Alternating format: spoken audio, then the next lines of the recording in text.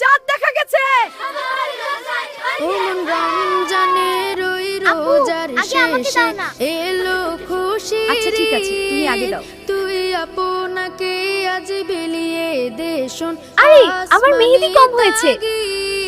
চল সবাই মিলে গোসল করি। রমজানের ওই রোজার শেষে এলো খুশির ঈদ, আপনাকে আজ বিলিয়ে দে শোন আসমানি তারা। তোমারটা অনেক সুন্দর। না না, তোমারটা সোনা দানা বালা খানা দেখি কারটা বেশি সুন্দর।